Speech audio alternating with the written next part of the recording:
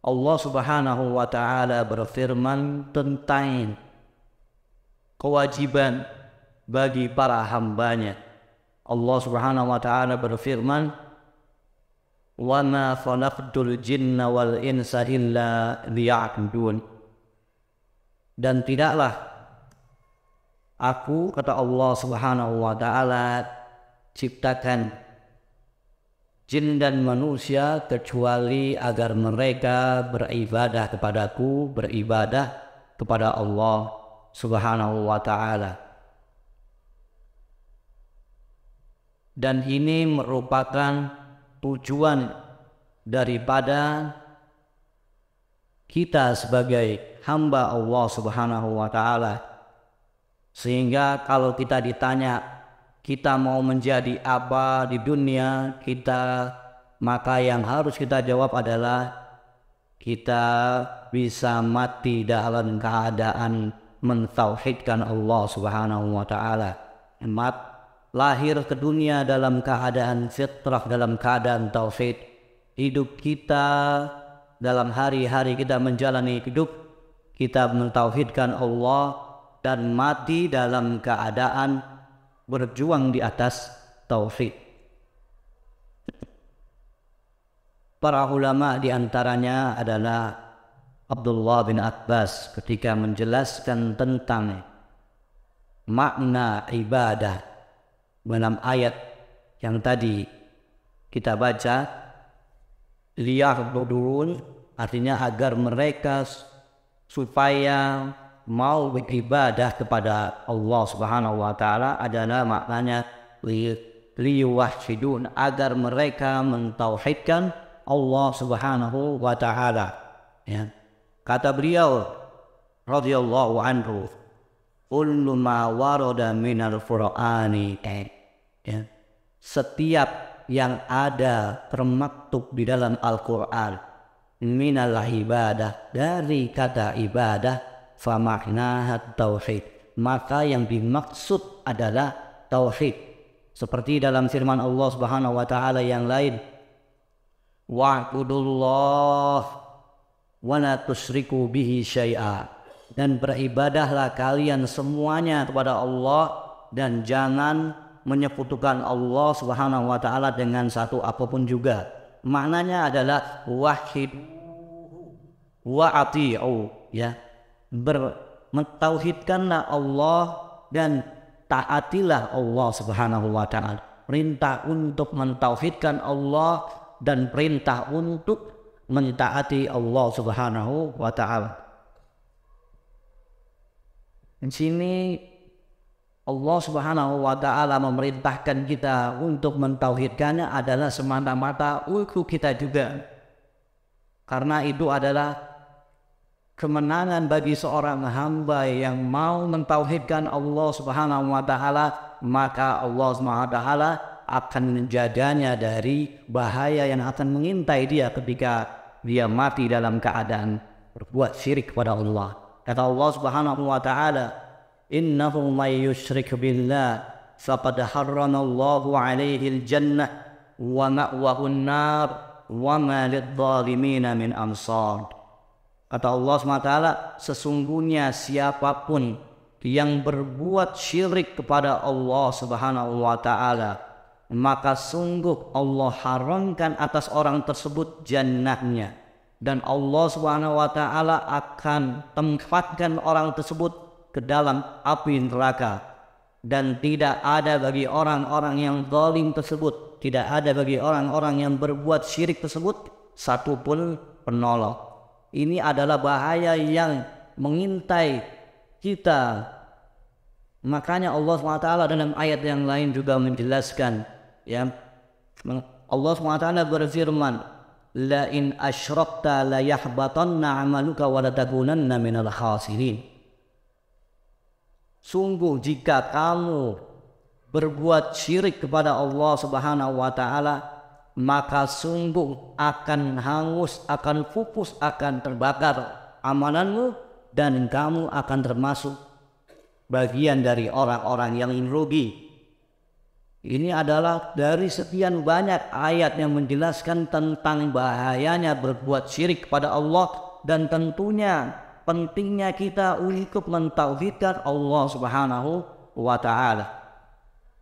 Kata Allah Subhanahu wa taala ya, di dalam Al-Qur'anul Karim tentang pentingnya tauhid, tentang kita wajibnya bertauhid sangat banyak sekali. Wa qadara rabbuka alla ta'budu illa iyyahu dan yang lain sebagainya. Mentauhidkan Allah Subhanahu wa taala. Dan mentauhidkan Allah adalah maknanya adalah mengesahkan Allah Subhanahu wa taala di dalam ibadah. Ifradullah ta'ala bil ibadah. Mengesahkan, menjadikan Allah Subhanahu wa taala itu satu-satunya zat yang berhak diibadahi. Makanya Allah Taala dalam ayat yang lain, fa'lam annahu la ilaha illallah. Fa'lam ayyuhan nabi, maka ketahuilah wahai nabi dan juga yang lainnya. Annahu, yakni bahwasanya la ma'budu bihaqqin illallah.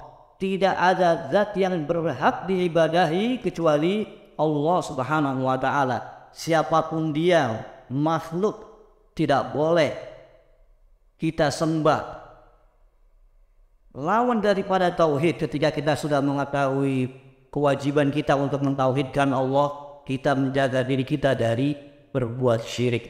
Tentunya kita menjaganya dengan beribadah kepada Allah. Sebagaimana tentang definisi ibadah banyak yang disebutkan, diantaranya adalah Syekhul Islam Ibnu Taimiyah rahimahullahu ta'ala, anna ma'nal ibadah ismun jami' li kulli ma yuhibbuhu Allah wa yardahu min al-aqwali wal af'ali adh-dhahirah wal batinah. Kata beliau rahimahullahu ta'ala, tentang definisi ibadah yang perlu kita perhatikan adalah sebuah nama yang mencakup dari apa-apa saja yang Allah mencintainya dan Allah meridhoinya, baik dari perkataan maupun perbuatan, yang zahir maupun yang batin. Jadi segala apa saja yang Allah cintai dan Allah ridhoi, kalau kita kerjakan baik dengan perbuatan maupun dengan lisan kita, yang zahir maupun yang batin, itu adalah ibadah. Makna ibadah besar, dan ini kita wajib untuk mentauhidkan Allah SWT dalam mengerjakan ini. Dalam semua hal kita mengesahkan Allah Subhanahu wa taala, dan kita dilarang untuk berbuat syirik, yaitu menyekutukan Allah Subhanahu wa taala. Ya, tentang bahaya syirik ini banyak sekali, tadi sudah kita sebutkan tentang bahaya syirik. Sekarang makna syirik itu sendiri adalah taswiyatu ghairillah billah fima huwa min khasaisillah. Taswiyatu ghairillah, menyamakan selain Allah billah dengan Allah SWT, ya, menyamakan al-khaliq wal makhluk, menyamakan, ya, taswiyatu ghairillah billah fima huwa min khasaisillah, yang mana itu merupakan hak khusus Allah Subhanahu wa taala, maka ini adalah syirik pada Allah Subhanahu wa taala. Menyamakan derajat antara al-khaliq dengan al-makhluk sama derajatnya, ini adalah syirik. Ya, jadi kalau dahulu kita syirik itu adalah apa? Menduakan Allah. Sekarang kita juga mengerti bahwa yang namanya syirik adalah menyamakan Allah SWT dan makhluk yang lemah, yang namanya manusia, sama derajatnya. Ini juga syirik. Banyak ayatnya dalam masalah ini, ya. Kita sudah bahas secara ringkas tentang apa itu tauhid, apa itu syirik yang berbahaya bagi kita, ya, yang wajib bagi kita untuk menghindarinya. Maka bagaimana cara kita untuk bisa selamat dari itu? Dan kita bisa lihat bagaimana para nabi dan para rasul, ya, bisa mereka meraih kemenangan, ya. Kata Rasul sallallahu alaihi wasallam, salah satu kunci kemenangan, ya, ya ayyuhan nas qulu la ilaha illallah tusrihu. wahai manusia, katakanlah la ilaha illallah tuflihu, kalian akan menang. Menang di dunia maupun menang di akhirat. Menang di dunia, darah kita terjaga, harta kita terjaga, kehormatan kita terjaga. Di akhirat kita menang, kita masuk ke dalam jannah dan kita bebas dari api neraka. Makanya Rasulullah Muhammad alaihi salatu wassalam menasihati para sahabatnya. Apa kata beliau sallallahu alaihi wasallam? Jaddidu imanakum, perbaharuilah iman kalian, ya, perbaharui iman kalian. Qulna, para sahabat bertanya, wa kaifa nujaddidu imanana, bagaimana cara kita untuk memperbaharui iman kita? Bagaimana cara kita untuk bisa memperbaharui iman kita? Qala sallallahu alaihi wasallam, maka Rasulullah SAW pun menjawab bagaimana caranya. Aksiru min qawli la ilaha illallah, banyak-banyaklah kalian ucapkan la ilaha illallah. Ini baik bagi kita, terutama ketika kita Ramadan. Maka kita sama-sama la ilaha illallah, la ilaha illallah. Kita banyak-banyak ini untuk memperbaharui iman kita, memperbaharui kebaikan kita, dan apa yang terucap dan apa yang sering kita lakukan akan membawa dampak baik insya Allah kepada kita di akhir hayat kita. Rasulullah SAW juga menjelaskan tentang masalah ini. Man kana akhiru kalamihi la ilaha illallah dakhalal jannah. Barang siapa yang akhir ucapannya la ilaha illallah pasti masuk jannah. Dalam hadis yang lain Rasulullah SAW menjelaskan, man mata la yusyriku billahi syai'a dakhalal jannata. Barang siapa yang mati dalam keadaan tidak berbuat syirik kepada Allah dengan satu apapun juga, pasti masuk ke dalam jannah. Wa man mata yusyriku billah, dan barang siapa yang berbuat syirik kepada Allah, dakhalan nar, pasti masuk ke dalam api neraka, ya. Na'udzubillahi min dzalik. Ini adalah masalah tauhid, adalah masalah yang penting. Bahkan ya, Rasul kita sallallahu alaihi wasallam dalam sebuah sabdanya beliau mengatakan, umirtu an uqatilan nas hatta ayyashhadu an la ilaha illallah, wa fi riwayah ayyaqulu la ilaha illallah.